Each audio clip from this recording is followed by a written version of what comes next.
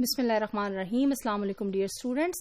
Our current session focuses on pronunciation and the changing landscape of English. I hope and expect by the end of this session you will have a brief introduction to the kind of changes that are coming in terms of pronunciation globally.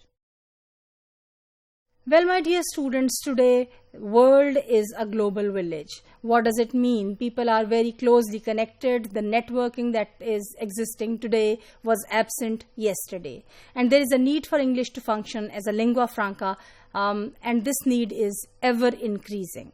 The differentiation between ESL, that is English as a second language, and EFL, that is English as a foreign language, no longer seems to be very useful perspective in English language teaching and learning. These terms have been now replaced by EIL, that is English as an international language, or ELF, that is English as a lingua franca, because in the global context of today's world, these terms sound to meet more the needs.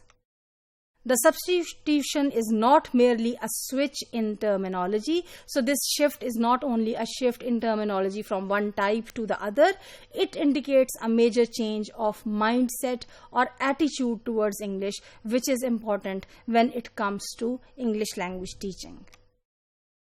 ELF is defined as a means of communication between people who come from different first language backgrounds, according to Jenkins 2012.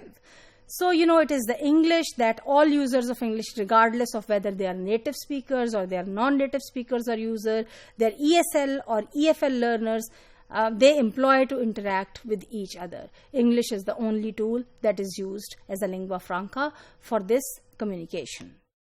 A speaker of ELF includes any user of English, be they from an L1 English country, a post-colonial English country, or a country where English is neither L1 nor official language. So this sets the stage for English as a lingua franca as very, very broad. Learners nowadays have to learn to communicate with English language, with English speakers of different varieties, living in different parts of the world, both native and non-native. They have to understand varied kinds of pronunciations with various features, ranging from dialect variations to varied kind of learners' errors as well.